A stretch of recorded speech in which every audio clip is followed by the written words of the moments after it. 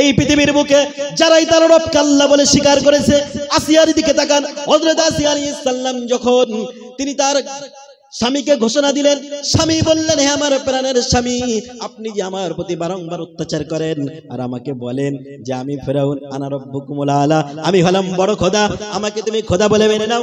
হে আমার প্রাণের স্বামী, আপনি আমাকে বারংবার এই কথার উপরে চাপ দেন, কিন্তু আমি আসিয়া এতদিন গোপন ভাবে ছিলাম, আজকে আপনাকে প্রকাশ করে আমি আল্লাহকে সাক্ষী দিয়ে বলে দিলাম, আমার রব দুনিয়ার কোন মানুষ হতে পারে না, বরং আমার রব হলো আল্লাহ। হযরত আসিয়া পড়ে নিলেন লা ইলাহা, বলেন সবাই, লা ইলাহা ইল্লাল্লাহু মুসা কালিমুল্লাহ।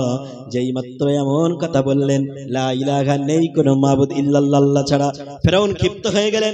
ফেরাউন বললেন, আসিয়া রে, তুমি আমার খাও, আমার পরো, আমার রাজদরবারে থাকো, আমার স্ত্রী হিসেবে তোমার কত সম্মান ছিল, কত মর্যাদা ছিল, কিন্তু সমস্ত মর্যাদাকে জলাঞ্জলি দিয়ে, সমস্ত ক্ষমতাকে জলাঞ্জলি দিয়ে তুমি সেই আমার শত্রু মুসার রবকে খোদা বলে মেনে নিলে। ওরে আসিয়া, তুমি কি জানো এর পরিণতি কি হতে পারে? হযরত আসিয়া বললেন, হে আমার প্রাণের স্বামী, আমি সেই মুসার আল্লাহকে রব বলে স্বীকার করার কারণে আমার উপরে আমার পরিণতি যদি মৃত্যু হয়, তারপরেও জীবনের শেষ মুহূর্ত পর্যন্ত ওই মুসার রবকে মেনে নেব, জীবন দিয়ে দেব, কিন্তু আল্লাহকে ভুলে যাব না। জোরে বলেন সুবহানাল্লাহ। আজকে যদি আমাদের এই ঈমানটা মজবুত করতে পারি, আমাদের পাশে আল্লাহ পাঠাবেন ফেরেশতা। কি পাঠাবেন? ফেরেশতা। আসিয়া আলাইহিস সালাম যখন এমন কথা বললেন, সাথে সাথে ফেরাউনের দরবারে, ফেরাউনের রাজ দরবারে একজন ছিল, নাম ছিল হামান, ফেরাউনের মন্ত্রী।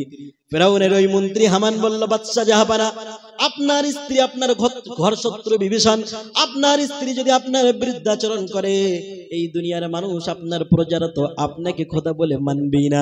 ফেরাউন বড় চিন্তায় পড়ে গেল। ফেরাউন বলল, হে আমার মন্ত্রী হামান, এখন আমি কি করি তুমি বলো।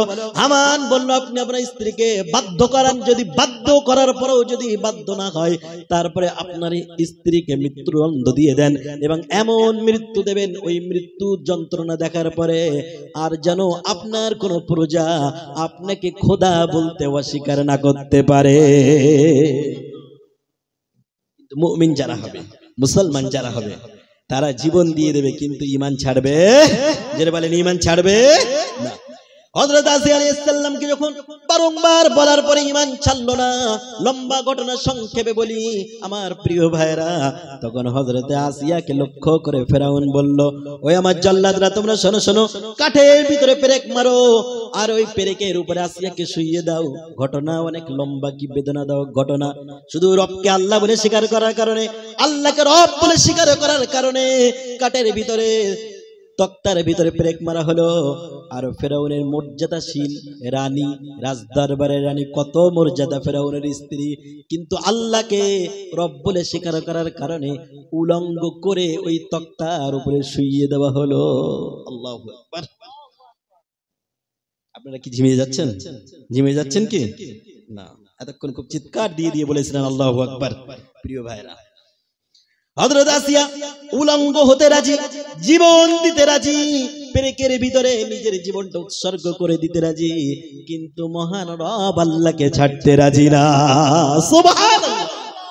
হযরত আসিয়া যখন এমন কথা বললেন, উলঙ্গ করে তক্তার উপরে, পেরেকের উপরে তাকে শুইয়ে দেওয়া হলো।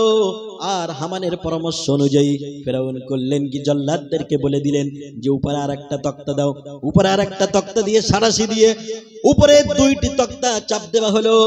এমন ভাবে চাপ দেওয়া হলো, ওই তলার তক্তার পেরেকগুলি একটু একটু করে হযরত আসিয়ার দেহের ভিতরে ঢুকে যায়। হারে, আসিয়ার দেহের ভিতরে যখন তক্তার পেরেক ঢুকে যায়, আসিয়া চিৎকার করে। তখন হামান বলে, ও ফেরাউনের স্ত্রী, তুমি যদি একবার ওই আল্লাহকে ভুলে যেতে পারো, তোমার রব যদি ফেরাউনের নাম দিয়ে ঘোষণা দিতে পারো, তোমাকে অবশ্যই মুক্তি দেওয়া হবে। তারপরও ক্ষীণ আওয়াজে আসিয়া বললেন, আমার রব কেবলমাত্র আল্লাহ। সুবহানাল্লাহ। আমার প্রিয় ভাইরা, এমন সময় দেখা গেল হযরত আসিয়া আলাইহিস সালাম মৃত্যুর সময়ে, মৃত্যুর সন্নিকটে যখন পৌঁছে গেলেন, উনি বুঝতে পেরেছেন যে আমার মৃত্যু একদম নিকটে, সাথে সাথে মৃত্যু পথযাত্রী জীবন দিতে রাজি, ইমান ছাড়তে রাজি না। এমন একটি সময়ে হযরত আসিয়া আল্লাহর কাছে হাত উঠালেন, হাত উঠাতে পারলেন না, কারণ তার হাত তো বাঁধা। ঠিক এমন সময়ে তিনি মনে মনে দোয়া করা শুরু করে দিলেন। সেই আসিয়া আলাইহিস সালাম যে দোয়াটা করলেন, তার দোয়াটা আল্লাহর কাছে এত পছন্দনীয় হয়েছিল, গোটা পৃথিবীর মানুষকে দেখানোর জন্য আল্লাহ 28 নম্বর পারা সূরা তাহরিমের ভিতরে সেই দোয়াটা আল্লাহ কোরআনে নোট করে দিলেন। জোরে বলেন সুবহানাল্লাহ।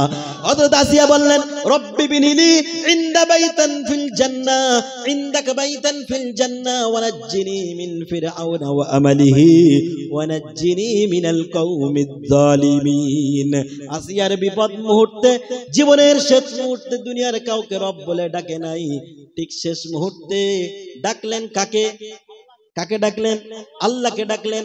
আল্লাহর কাছে দোয়া চাইলেন, হে আমার রব, রব্বি বিনিলি ইনদাকা বাইতান ফিল জান্নাহ।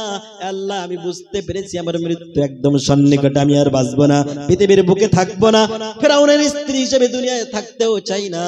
এমন কঠিন মুহূর্তে আল্লাহ তোমার কাছে একটাই দোয়া, হে আমার প্রভু, রব্বি বিনিলি ইনদাকা বাইতান ফিল জান্নাহ, তোমার পাশে, তোমার নিকটে জান্নাতে আমার জন্য একটা ঘর বানিয়ে দাও না। জোরে বলুন সুবহানাল্লাহ। কি দোয়া করলেন?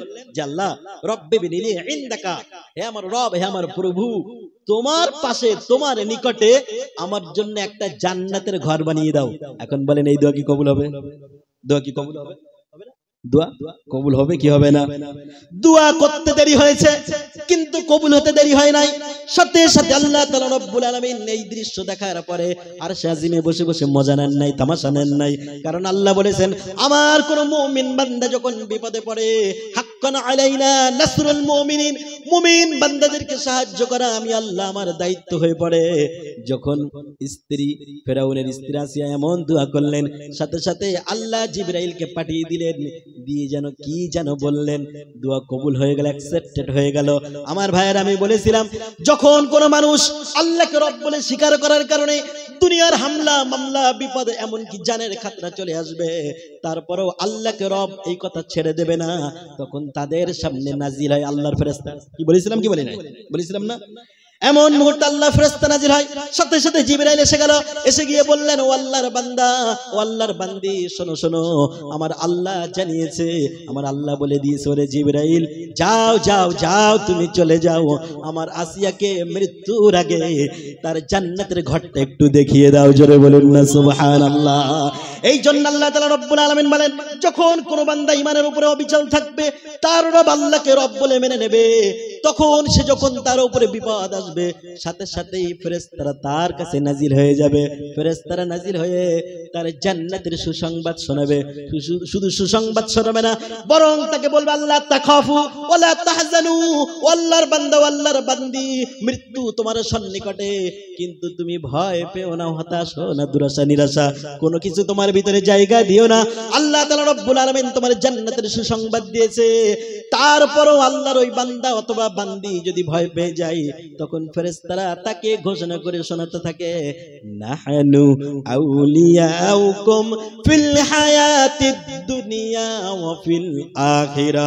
আল্লাহ বলেন, ফেরেশতারা তখন ওই জান্নাতি বান্দাকে শোনাতে থাকে, ও জান্নাতি বান্দা, তুমি যতক্ষণ বেঁচে আছো, আমরা আল্লাহর তরফ থেকে এসেছি, আমাদেরকে তুমি বন্ধু হিসেবে পাবে। জোরে বলুন সুবহানাল্লাহ।